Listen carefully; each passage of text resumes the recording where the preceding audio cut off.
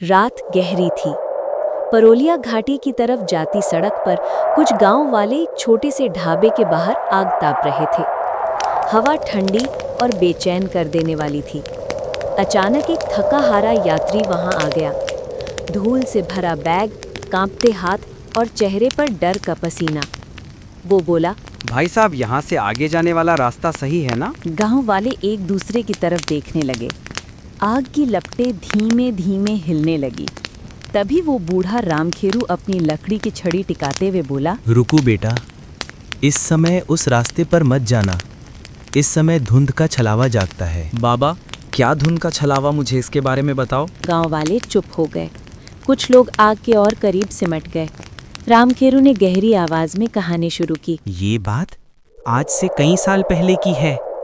घाटी के उस मोड़ पर एक आदमी की मौत हुई थी। कहते हैं उसकी आत्मा लोगों के साये में घुस जाती है और उन्हें अपने जैसा भटका देती है। कैसे पहचानते हैं उस छलावे को बाबा? वो कभी इंसान के रूप में आता है, कभी बिना पैरों के चलता है और कभी तो सिर्फ साये जैसा दिखता है। पर एक चीज कभी नहीं बदलती, उसकी आंखें एकदम धुएं की तरह धुंधली। एक बार मैं और मेरे दो साथी उसी रास्ते से गुजर रहे थे। अचानक हमें एक औरत दिखी, रात के 3 बजे, अकेली। हमने पूछा, बेटी इतनी रात को कहाँ जा रही हो?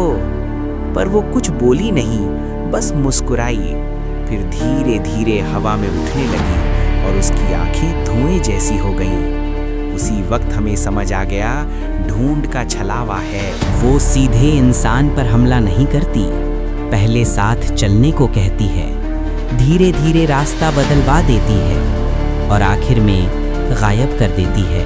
बाबा, बचने का तरीका क्या है इस छलावे से? आग के पास रहो।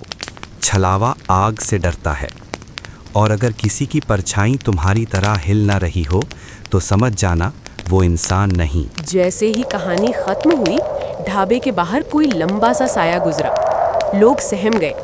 यात्री कांपते हुए बोला, कोई गया क्या वहाँ से?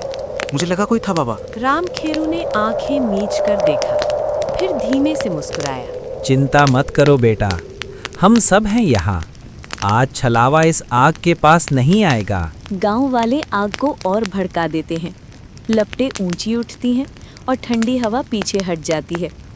उस रात सभी वहीं रुकते हैं और कहते हैं, छलावे की कहानी सुनना आसान है, पर उससे बचना मुश्किल। अरे ओ सुनने वालों, डर तो लग ही रहा होगा ना? तो फिर देरी किस बात की?